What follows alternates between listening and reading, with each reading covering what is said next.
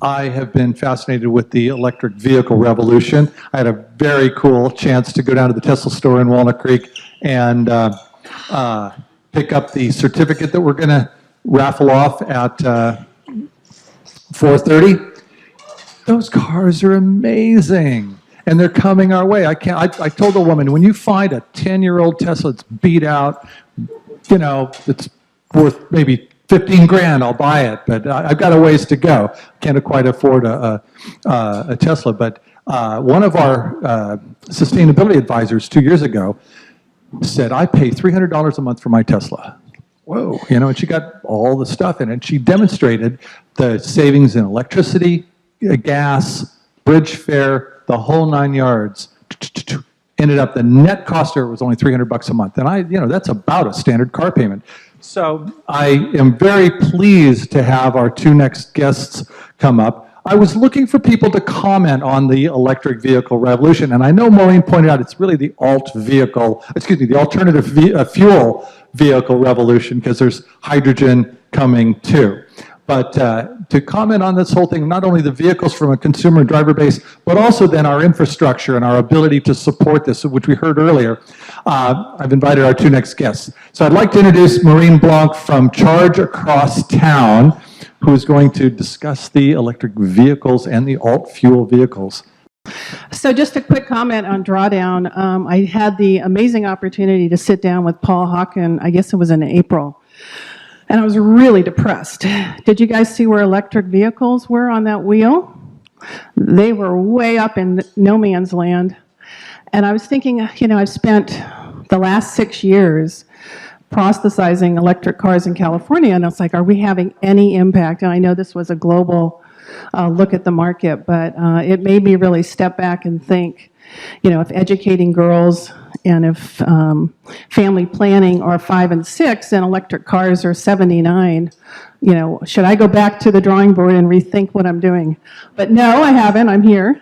And I wanted to start out and ask everybody, who has been in, sat in, or driven an electric car? Terrific. And who out there actually owns and drives an EV? Great. So a good chunk of you are really familiar with electric vehicles. Well, that's great. So I'm Maureen Blanc. I am the director of Charge Across Town, and I was going to spend a minute just telling you a little bit about who we are and how we came to be. So we're a nonprofit. We started as a project for the city of San Francisco for the Department of the Environment in 2012. And they were looking to help businesses get EV ready. And they thought EV readiness really was putting in chargers in all the office buildings downtown and getting developers to really engage with EV charging companies and really start putting in infrastructure. So we spent our first 8 months talking to developers, talking to business owners, and they're saying, well, why? Why would we do this? No one has a car. No one's asking us to put in chargers. Why would we spend all this money? So we went back to the problem and realized, okay, consumers need to get on board before we can go ask businesses to put chargers in. So we pivoted and became really a consumer nonprofit, really focusing on getting consumers on board with electric cars. So it's been about 6 years, and we like to say that we do the heavy lifting. We go across the state of California. We started in San Francisco. We're a statewide organization. We go across the state of California talking to consumers. So our goal, we work to advance the adoption of electric cars and clean transportation. Our goal clearly is environmental.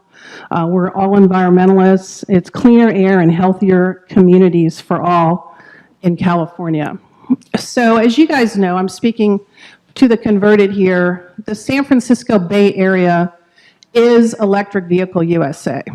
They're everywhere. In year one, we spent time in Palo Alto, and it was like, why are we in Palo Alto? They get it. We should be moving on to other parts of the state. So the Bay Area has half of all of the cars sold in California in here and in LA. I think we may have pulled ahead of LA now. But the market is not that large. You guys know the numbers. It's about 700,000 EVs have been sold in the United States. When you think that there were 17.5 million cars sold this year, we're a tiny, tiny, tiny percent. Most of the cars that have been sold are here in California. 334,000 is sort of the current number. And as I said, most are either in LA or the Bay Area. We have 13,500 EV charging stations in California, which I hope that Cal will talk more to. And today there's almost 40 different cars on the market. When we started, there were like 3. So every year we've seen more and more. Every major automotive company is looking at having either a pure battery electric, a plug-in hybrid, or a fuel cell vehicle. And in California, 5% of all new cars being sold are electric. So we believe at Charge Across Town that there is an EV for everyone. And I wanted to spend a little bit of time talking about our work and some of what our findings have been. So just quickly, what do? As I said, we do the heavy lifting. We travel around the state of California and we bring electric vehicle awareness campaigns to consumers. They're mostly free unless we're at an auto show or a state fair. But we work with local communities, air districts, green teams, clean cities across the state, and we come in with the cars. We bring in all of the dealers, sort of a whole turnkey event. We provide marketing support, and we put together turnkey events in these communities across California. Here's a photo of some of our expos. This is our recent EV Expo in San Francisco, where we had 100,000 consumers come through. We make the events consumer friendly. We bring in educational partners, kiosks. We work closely with the utilities. PG&E has been a great supporter in the Bay Area since our beginning. We also bring in a taco truck. Free tacos and test drives always works. But our goal really is to talk to consumers and understand, are they interested in EVs? Do they fit their lifestyle? What are the hurdles, and how can we get them over the hurdle? We do not sell cars. We do not advocate for one vehicle over another. We're agnostic. Our goal is really to present them with the technologies and with all of the resources for them to ask questions. We work closely with the Center for Sustainable Energy and the vehicle rebate program, so they're with us at most of our events, answering questions about the California rebates. Ride and drives are sort of the backbone of what we do. What we find is when people can test drive an electric car, they are 70 to 80% more likely to consider one for their next car purchase. So getting what we call butts in seats, getting people behind the wheel, really converts people. And here's what they like. And we've been doing this, collecting data. We survey consumers before a test drive and after a test drive. And we ask them, well, what did you like about it? You know, what are the key things? And it's always surprising that, well, for you guys who drive EVs, you know this already, it's quiet. You know, you take off and it's just a whole new experience. There's no noise. You're not hearing an engine start. It's a smooth ride. It's fun. People get out of these cars and they are like, wow, that was so much fun to drive. So the fun factor, even though buying a car is an expensive proposition, the fun factor is huge. Style and comfort, and you know, the fact that people get in these cars and they're going, wow, this is different. It's all recyclable, and I have like an iPad dashboard, and they feel like they're driving the future. So style and comfort is a huge one.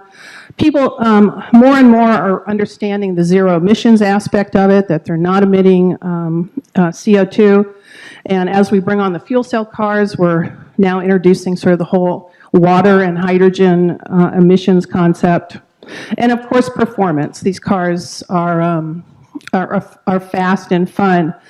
I was at a stop light in San Francisco yesterday, and there was an F-150 truck next to me, and the guy was revving it and revving it and revving it. And I just said, what the hell, I'm going to go for it. So it turned green, and I took off, and the guy's jaw dropped. And he raced up behind me to the next light, and I was like chuckling, like, I can't believe I did that. And then it turned green again, and I took off again. And then he pulled up behind me, and he just went like that. And but when we're out in the field talking to consumers, they're always saying, well, it doesn't go as fast as my truck. And they do. They go much faster, of course. So why electric cars now? One of the biggest reasons, as we all know, are the amazing rebates and incentive programs that California and the federal government, knock on wood, continue to offer. And as we know, in California, you get up to $1,500 for the purchase or lease of an electric car, $2,500 for a battery electric car, and almost $5,000 for a fuel cell car. So those are pretty strong incentives. You can also get $900 for an electric motorcycle. If you're a low-income applicant, you can get up to another $2,000 off the price of a car. The federal income tax credit, again, is up to $7,500 depending on which car and model. And then there's regional EV programs, which we see all over the state. In San Joaquin Valley, they're offering a $3,000 additional rebate. And there's additional rebate programs for cars and chargers around the state depending on where you live. You see air management districts stepping up. And then, of course, there's utility rebates. PG&E has a $500 rebate when you buy an electric car. So this is really compelling when you do the math and you look at how you can take a $30,000 EV and reduce the price. So what are the hurdles? Why do people not buy? So the number one issue that we see is they're still expensive. These cars are, for your average car price, they're still up there. So high cost, constantly looking to see, okay, and also then selling them on the rebates to show how they can get these cars down under $20,000. Range has been a huge issue. It's starting to go away now that we see the longer range cars come on the market. But range has been a big one for us over the last 6 years. We're excited that we've had the Bolt on the market this year. We've been able to show people, how far you can go. The new BMW goes up to, with an extended range, 170 miles. The new Nissan Leaf. So they're all, it's improving year over year over year. But there's still the perception that there's not enough charging stations in California. And I just pulled in here today, and I know there's a charging station somewhere over there, but this is a community center, and I'm thinking, there should be at least 2 or 3 right out in front. But I know in urban centers, they seem to be everywhere, but you go north of Redding or you try to get up to Oregon unless you're a Tesla driver, and it's scary. I drive all over California. I was just telling my colleague, I'll go into a parking lot to a fast charger, and I'm sitting there dialing a 1-800 number to get authorization to charge because I don't have the right fob key. I'm in the back of a Target, and it's like, this is nuts. I'm in a state-of-the-art car, but I'm behind a Target trying to charge it. So I think we have a long way to go, and I know you're going to hear from Cal to talk about sort of the new infrastructure coming in California. But there are a lot of charging stations. We just need to make them more obvious and more ubiquitous. So there's a lot of other challenges that are being addressed at the state level. One of the big ones we see, we work very closely with electric car OEMs, the big guys from Detroit, as well as the dealerships all across California.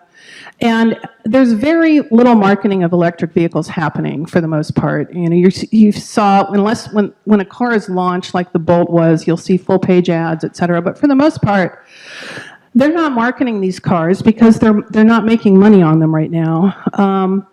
It's up to the consumer to walk through that dealer door and understand that car more than the guy on the other side. And we've had this experience play out over and over again where consumers will say, the dealer just wouldn't sell me a car, or the dealer didn't know where the electric cars were, or the dealer tried to get me off to buy a whole different, fuel, gas-powered cars. So educating dealers is a big part of what we do. We work very closely with showing them the benefits of our work and how consumers want electric cars, and they really do. consumer choice is important. When we're out in San Joaquin Valley or up in parts of Northern California where there's one-car families, they can't put 5 kids in a small electric car. They're looking for family-friendly, larger vehicles, and they are coming on the market. They're looking at SUVs, they're looking at vans and pickup trucks, cars that they have and they relate to. So again, we're hoping to see more choice, more family-friendly cars coming on the market. Many communities are EV deserts with little or no infrastructure or access to affordable EVs. When we work, again, out in the San Joaquin Valley, we're in areas where they just come up to us and say, thank you for coming here and bringing these cars. Otherwise, we would have no exposure to what's happening. So we're trying to get out to areas where air quality is bad, where these cars really will have an impact. The focus right now, as I said earlier, is not the coastal cities where we have the Teslas and the huge installed bases in San Francisco and down the peninsula, but it's low-income and disadvantaged areas. So we spend a lot of our time in this part of the state with outreach education, educating them about incentives. Sometimes we'll partner up with a credit union and a bank to bring them along with us to show people how these are affordable. And we also talk about, you don't have to buy new, you can buy used. There's great used car programs and leasing programs. So I'll just end with this. Electric cars aren't going away. I hope that California remains a benchmark for the rest of the country on adoption, but there's tremendous pressure and trends from around the world. You guys probably have read the headlines that China, Norway, the Netherlands, France, India, et cetera, are all banning or planning on banning sales of gas-powered cars in the future. Many have announced actual dates. GM has announced it's going to phase out gas engines, along with Volvo and BMW. The big question is, when will the U.S. ban sales of new cars with gas engines? Green Car Report surveyed consumers, and they came up with 2050. And then, of course, everybody's asking, when will California step up and ban, or at least put out a direction on gas-powered cars? So I will end there and look forward to your questions, and thank you very much.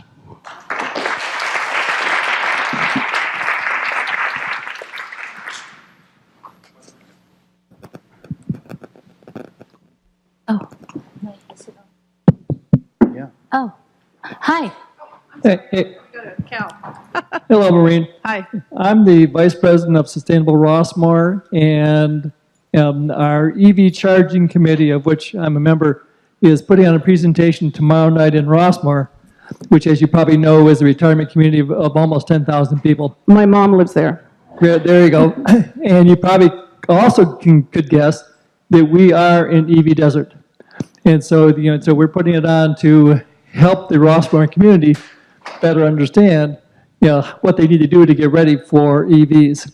I know this is a last minute, but obviously if you were available and wanted to come, we'd love to have you or anybody in your organization come and attend. And so we could use a little bit of your, I'm sure, guidance and counsel. Well, thanks. Certainly. Hi, I'm Marsha Galanco of Sustainable Contra Costa. And I have a choice of getting an electric car recently.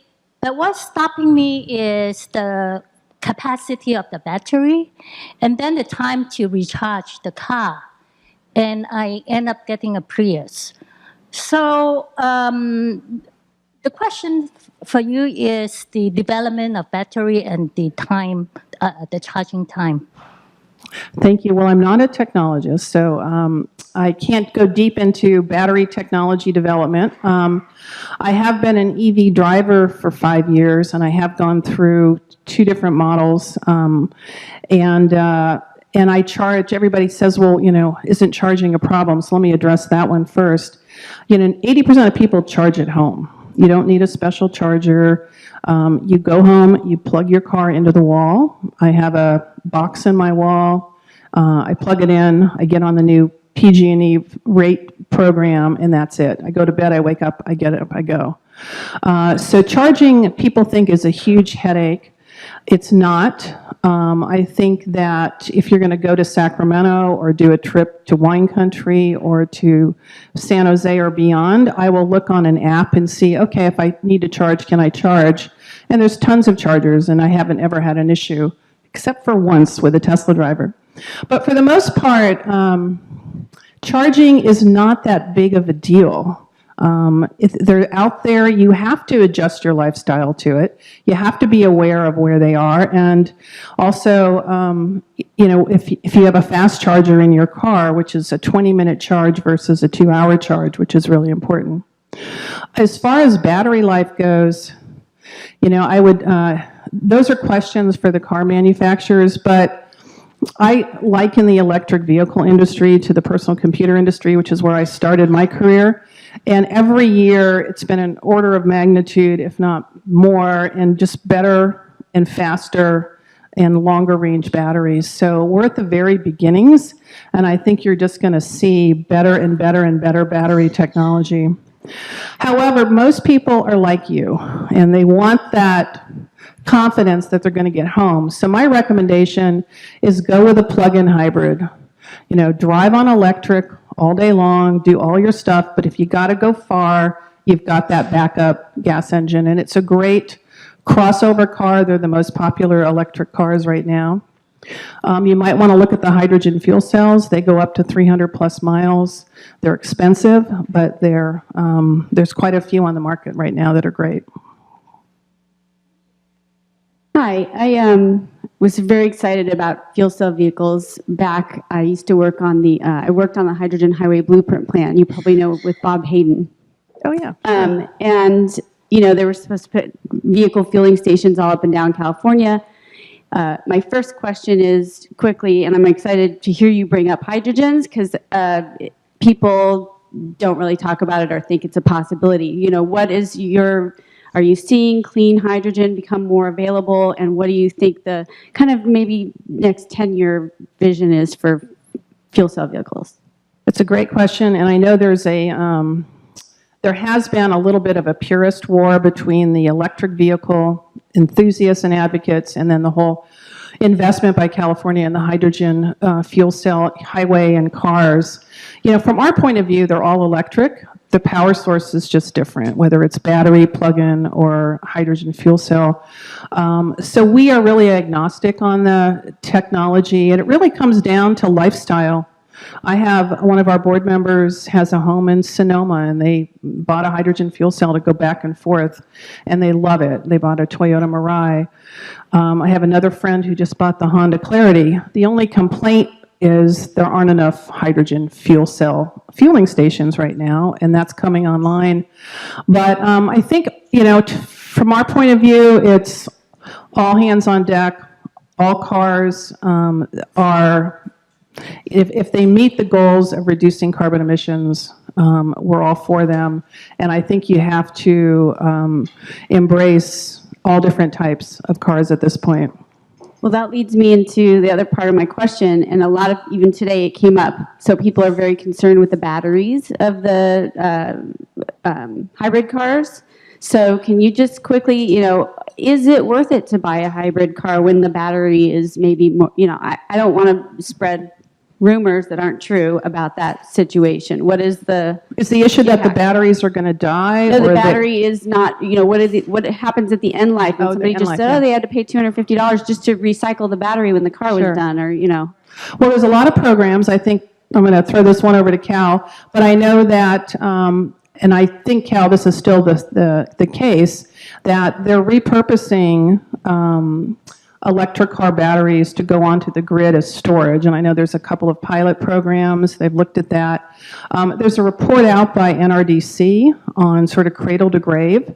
And they look at the cost of a manufacturing an electric car all the way through to the disposal of it. And they evaluate it all along the way. And their takeaway is still, it is better for the environment to go electric than not. So you can, and that's like a 2-year-old report, but they may have updated it. But that was a question we used to get a lot, is what happens to the batteries at the end. But I hope Cal will talk about the PG&E pilot. I think it's a pilot of putting the batteries up onto the grid as storage.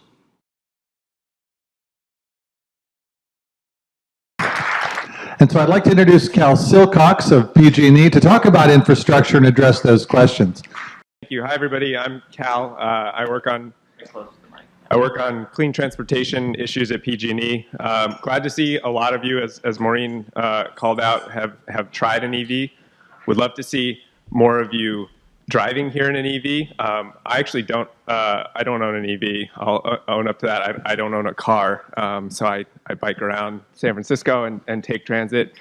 But when I do have to buy a car at some point in my life, maybe I never will, but I will definitely be buying an electric one. And I want to talk a little bit about what we're doing as a utility to hopefully enable this market to grow very significantly over the next 5, 10, really out to 2050, when I think gas cars will hopefully be a thing of the past.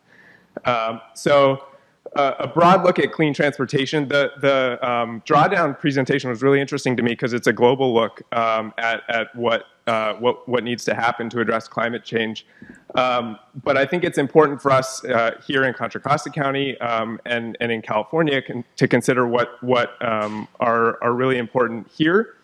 And when you look at greenhouse gas emissions in California, a lot of people are surprised that transportation is the #1 emitter of greenhouse gases in the state by a huge margin. 40% of emissions are from transportation. When you factor in oil and gas production that goes into that transportation system, it adds another 10%. So we're looking at half of the emissions coming directly or indirectly from transportation. Electricity is about 20%. So there was a bill this year that was looking at trying to move the electricity grid to 100% renewable. And I'm sort of stepping outside of my PG&E role, but as a person involved in transportation, I sort of ask, why are we focusing on going to 100% clean or renewable grid? And I think that's a great long-term goal. But really, shouldn't we be taking as big of a bite out of the largest piece of this pie now, as opposed to focusing on that small blue sector? And when you look at our power mix at PG&E, we're actually one of the cleaner utilities in the country. About 70% of our emissions, or our power mix, are greenhouse gas free. About 33% is renewable now. That's really awesome. I think we beat our 2020 goal to get to 33%. About a quarter is nuclear, and we had a great rain year in 2015, 2016, so we had 12% hydro. That hopefully will be even better this year. And then the last 6% is both natural gas, and the unspecified comes from out of state, so we don't necessarily know what goes into it. But by 2030, as a result of some very broad goals passed, we're looking towards 50% renewables, doubling the energy efficiency in our buildings, and what really is important to me, 4.2 million electric vehicles on roads in California. So it's about 10% of the vehicles in the state would be electric or zero emission. There's a handful of barriers that we've got to tackle before we can get to anywhere near there. Maureen touched on a number of these. The vehicle availability, selection, range, that's improving. 40 models on the market today. When the Bolt is already out, Tesla Model 3 hopefully starting to hit roads very soon, going over 200 miles. But the vehicles are still more expensive. That's also improving as battery technology improves sort of every year. We're seeing longer range, cheaper batteries. But there are a number of other barriers around infrastructure, access to charging, vehicle operating costs, and lack of awareness and understanding that I think we also need to tackle in addition to the vehicles. And utilities are actually, I think, very well positioned to address those last 4 barriers. And so I want to talk a little more about what PG&E is doing to address those barriers. And I'm going to really talk about the first three of these. I think Maureen did a great job, and she's really the expert on education outreach, and we love to support Charge Across Town because they're really great at getting out in front of consumers. But really, rates and rebates, how many people here know what electric rate you're on? A handful. Okay, that's good. More than I expected. Not many people do. Most people start their PG&E service. Maybe they started it 40 years ago when they bought their house and never think about what rate they're on. And actually, as a residential customer, you have choices. And as an EV owner, you have great choices that can help you save a lot of money.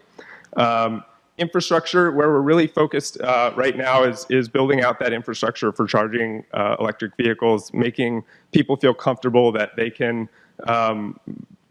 charging at home is relatively simple. Charging at work may be a little more difficult. Charging when you drive up to Mount Shasta, probably a lot more difficult. So that's where we're focused right now. And then I think we're starting to lay the groundwork for some really interesting sort of smart charging, grid modernization. How can, once we have 4.2 million vehicles in California, how can we really make efficient use of those, charge those in a way that benefits everybody in the grid to really extract all of the benefits out of EVs. So really quickly, because this is more focused on residential, I do want to talk about our EV rate and the clean fuel rebate. The EV rate is a time of use rate for residential PG&E customers. If you have an EV, you have to have an EV to get on this rate, so it's special. But what it does is it removes the tiered rate structure that our normal rates are, which go up the more you use over the course of the month, because as an EV driver, you're going to use more no matter what. And instead, it's just a time of use rate where overnight electricity is very cheap, actually below the cost of service to produce it.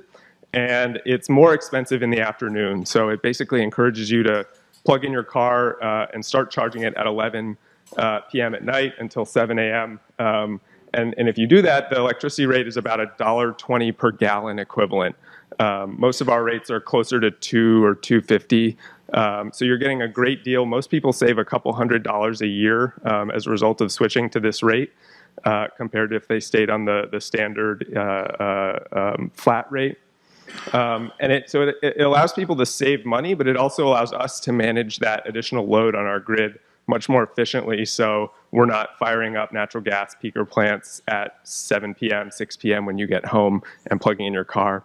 A lot of people ask, well, I don't want to stay up. I go to bed at 9:30. I don't want to stay up and plug my car. And every car in the dashboard, you can set a timer to say, don't, even though I plug my car in, don't start charging it until whatever time you say, and the car will do that. Or even better, some cars say, have me fully charged by 7:30 when I leave the house, and then it'll calculate how long it's going to take to charge the car and start it at whatever time to finish before you're ready to go. So if you have an EV, definitely consider the EV rate. If you're thinking about getting an EV, once you do buy it, go do a rate comparison online. It's a great way to save money. The second is the clean fuel rebate, which Maureen mentioned. This just launched this year. It's a $500 purchase incentive for EV owners that are also PG&E customers. Even if you are a member of a community choice aggregator like MCE, everybody has the ability to, as long as you take service from PG&E, has the ability to take advantage of this. And it's really simple to apply. It takes like 5 minutes, and we'll mail you a check in a few weeks. That's all. There's no strings attached. That's it. So there's a number of incentives out there. You do have to do a little bit of work to apply for the state rebate, apply for the PG&E rebate, factor it in on your taxes in April when you file them, but it's definitely worth it. So more on the focus of what we're doing around infrastructure, PG&E was recently approved by the Public Utilities Commission to help install 7,500 level 2 charging stations at workplaces and multifamily apartment and condo buildings. And this program is actually just launching at the end of this year and early next year, and we're really starting to look for those sites that are interested in installing chargers, either for their employees or for their tenants. And so what the program will do is essentially we will help you with a turnkey installation of those chargers at your workplace or your residential building. It's a little bit different. So typically when PG&E builds infrastructure, we do everything up to the meter, and then you as a customer are responsible for everything beyond that. What we're doing with this program is actually we're going all the way to the parking space. So we'll upgrade, as we normally would, upgrade any of the distribution infrastructure that's needed, but we'll also install a new electric panel. Maybe you have an older panel at your building that can't, support additional electrical capacity. We'll put in a new meter, a new panel, and do all of the wiring and trenching, and really that's the expensive part of putting in charging infrastructure, is everything that leads up to the parking space. And then all that sites have to do is purchase the charger itself and have that installed. And we work with you we have a list of 15 qualified charging companies that you can choose from. We also provide rebates for the purchase of the charger. We're trying to make it really as low cost and as simple as possible for businesses and landlords to say, yes, let's get chargers installed, as well as government agencies, whoever's interested. The one requirement really is that we're looking for larger installations, so sites that are interested in installing 10 or more chargers in their parking lot. That's probably going to be the biggest limiting factor. Is a lot of people are interested in installing 2 or 3 maybe, but we really want to get a lot of infrastructure installed over the next 3 years that we have this program. So if you run a business that might be interested or involved in a community or HOA that might be interested, we'd love to for you to apply. At the bottom here is we just launched an application and website with more information, pgne.com/evcharge. And we also have similar proposals for fleets and medium and heavy duty infrastructure as well. We're hoping to sort of expand beyond this workplace focus to be serving the sort of infrastructure ecosystem more holistically. And the last piece I wanted to talk about is sort of this idea of smart charging and what this might look like in the future. And we did a very interesting pilot with BMW last year. We actually just started phase 2 of it, where we actually work with BMW to send them a signal when we say, the grid is constrained between 7 and 8 p.m. tonight. Can you hold off on charging BMW drivers' cars? And so we send them that signal. They then send a push notification basically to 100 drivers' iPhones and say, we're going to stop charging your vehicle at 7 p.m. If you really need to charge during that hour from 7 to 8, just opt out and we'll keep charging you. Otherwise, your car will start charging again at 8 p.m. And so most people say fine. Occasionally people do opt out and say, you know what, I actually need to get where I'm going and leave at 8 p.m. So don't delay my charging. And then when 7 o'clock rolls around, BMW actually communicates with the cars via the telematics. Every car today, new car, has communications built into them. And so they just send a cell signal to those cars.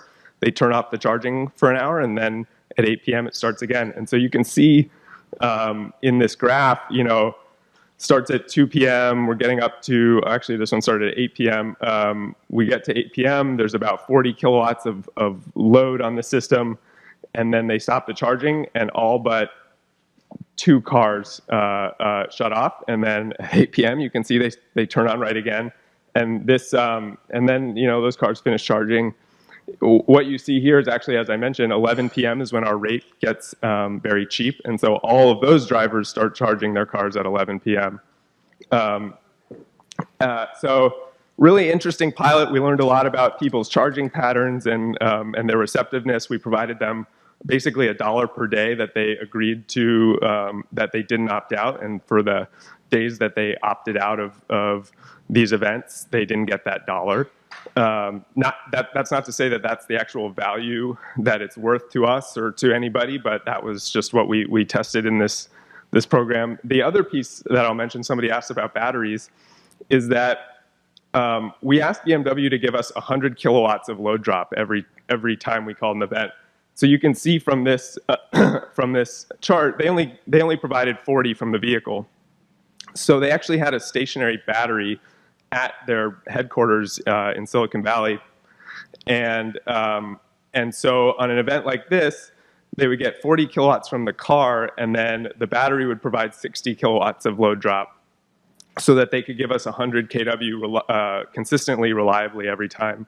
And that stationary storage system was actually made with used BMW batteries. So they took batteries out of old cars, put them in basically a shipping container in their parking lot, and used that as a grid resource. And it was wildly successful. We're going on to phase 2, where we're exploring not just, can we get you to stop charging, but can we get you to start charging at times when that would be advantageous. So you can see here, there's sort of 3 areas during the day that we're interested in charging. One is overnight. We get that big spike, and maybe that's good that it's happening overnight, but can we maybe smooth out this spike so that it goes all the way through the middle of the night more flat? 2, we want to eliminate charging during the peak hours, which is really now when people get home from work and are turning on their air conditioners, lights, etc., and basically say, do whatever you can to not charge during that time. And then 3 is this solar trough. Now that there's so much solar electricity on the grid in California, we're looking for ways to use that electricity because it's so cheap. And so instead of just stopping people charging, can we say, hey, how can we get you to charge during those hours in the middle of the day? Not a lot of people are at home in the middle of the day, and so that sort of goes back to getting infrastructure built at workplaces where people are in the middle of the day, or places like this, so that we can encourage them to charge then when it's really cheap and renewable and great for the environment. So that's a little bit look at what we're doing. Happy to take any questions.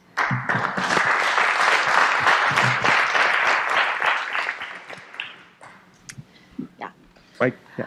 Hi. So my question is about the energy mix that PG&E is providing. So as far as I understand, Diablo Canyon is the nuclear generating station, and that in 2021 and 2020 or 2022, the permits for those generating stations are going to expire, and PG&E is not going to be able to draw on that energy anymore. So is there going to be a way for PG&E to meet the same renewables mix or the same GHG-free mix in the coming years? Do they have that planned? Because otherwise that's going to change the entire picture for, say, the EV driver who's plugging in their car and getting electricity from PG&E. Right.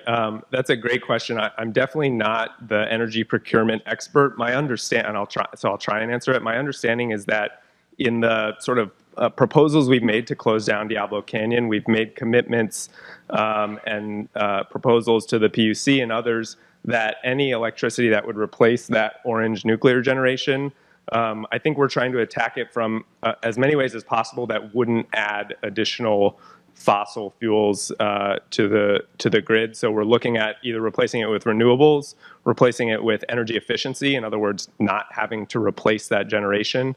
And then I think we also see, as more communities around the state are moving towards the community choice aggregation model, like MCE, Sonoma Clean Power, a lot of the Silicon Valley area has gone that way, that we may just not need to procure that electricity because communities will be doing it themselves through their own renewable energy programs. So I think the proposals that we're seeing basically wouldn't lower that 70%. If anything, it's only going to get better over time, I think. Hi, I had 2 questions. First one is the e-charge, for the infrastructure. Yeah. Did that work for fleets? I work for a water utility, and we're looking for remove all the barriers we can to get our company to look to electric vehicles. Can it be for the fleet for only our vehicles, or does it have to be for the public as well? Definitely. So it does not have to be for the public. It can be behind a fence. What we do have the one requirement is that it has to be a workplace, and that generally means for employees. So if the infrastructure is shared per se between employees and fleet vehicles, we can likely make that work. We, as I mentioned or sort of alluded to, hopefully in about a year or so, we will also have a program that's more targeted at fleets, more for medium and heavy duty vehicles, but could also be for passenger cars and light duty vehicles. But as long as for this program, as long as the infrastructure also benefits employees in the workplace, we could likely make that work. Okay, the second question, I've observed that I put solar on my house. The more and more people put solar on their homes, that's revenue that PG&E is not getting. But until your presentation today, I didn't think about this. The more electric vehicles get produced, revenue is now moving from Exxon to PG&E. Have you guys done any analysis on, say, 2050, 2080, what those revenues are going to look like?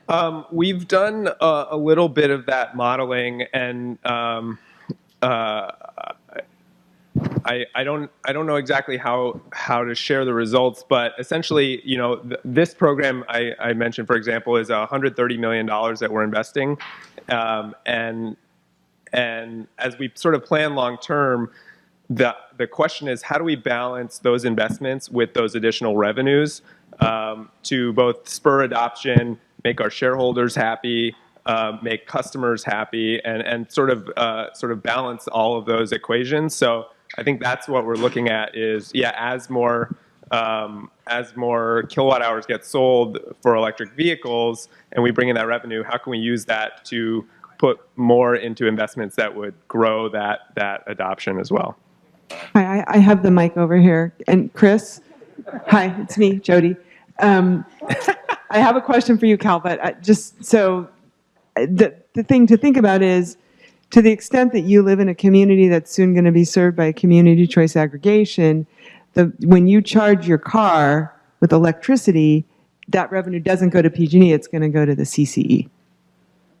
So that's also part of what PG&E is putting into their calculus as they think about this. And that's why Cal said earlier they may not need to procure as much generation at all, because the community choice aggregators are going to be procuring.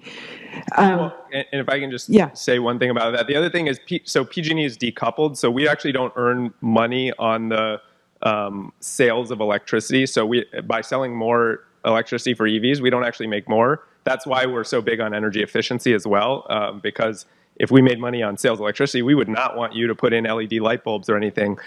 We make money on a return on invested capital, which is another reason why infrastructure is a great way for us to support the market, because that fits in sort of with both our core business and what sort of improves our value as well. So now I do have a question for you, Cal, and we've talked offline about this, but how would you recommend that Contra Costa County, I this morning described, the work we're trying to do in terms of developing a readiness plan. How would you recommend we best position ourselves to make sure that as people drive around Contra Costa County, they have access to the charging infrastructure that they need for the different types of vehicles they're using? Yeah, well, I think it's really important to consider where vehicles are most of the time, because we can spend a lot of money and time putting chargers at McDonald's and Target and places where your car might only be for 30 minutes or an hour per week or month. Your car is at home for 10 hours every day. So making sure that people's homes are capable of charging, and everybody's home is capable of charging. If you have a wall outlet somewhere near your garage, you can charge a car at home, and you can charge overnight and get 40 miles of range. And I don't think many people here drive more than 40 miles every day. But if you do need to install a level 2 charger, for example, at your home, making sure that permitting for electricians or whoever does that is really easy and straightforward and cheap. Those types of barriers we may not think about as much, but can come up. And then when we do think about charging away from home, it's workplaces, it's parks and other sort of government community facilities like right here, and sort of developing that inventory. I think communities can start to think about where are people parked all the time, and where would be a great place for us to have charging infrastructure.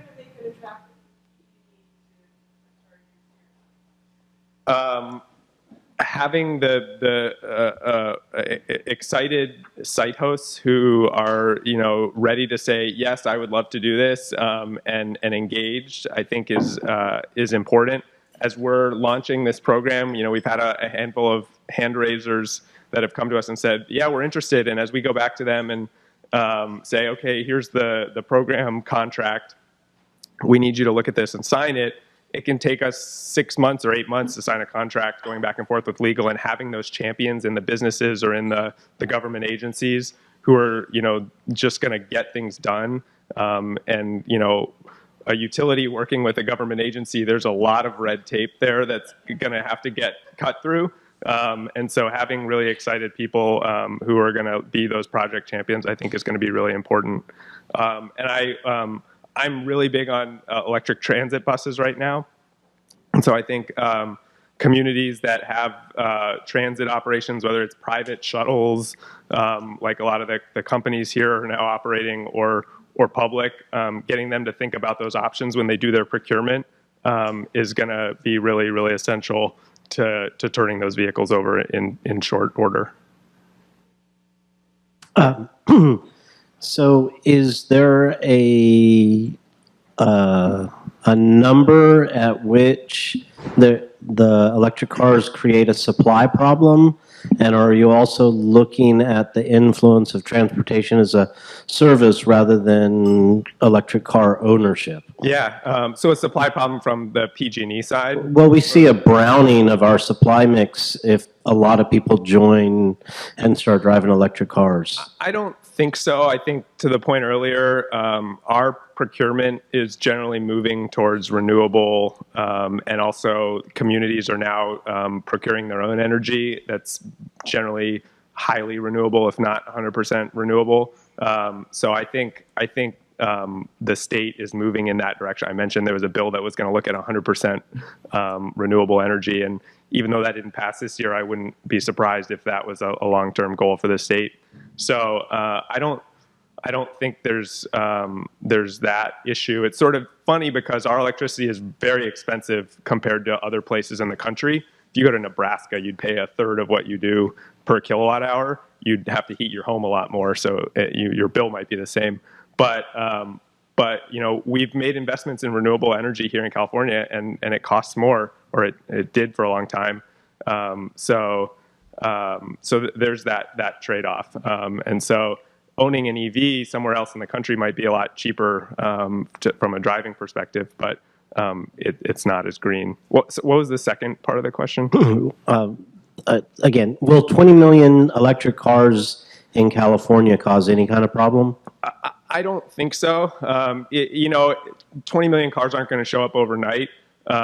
We've done some studies of grid impacts from residential charging over the last 5 years, and it's something like 0.2% of EVs have triggered a residential distribution or service upgrade. That might increase as we get bigger pockets. Charging an EV is like a level 2 charger is like the same as 2 air conditioners running at the same time, central, like a home air conditioner. So it can be a significant load, but we haven't seen those impacts to date, and we continue to monitor it, and we're continuously making investments in the grid to make sure that reliability isn't a problem. So, thank you, Cal. I appreciate it. Great information.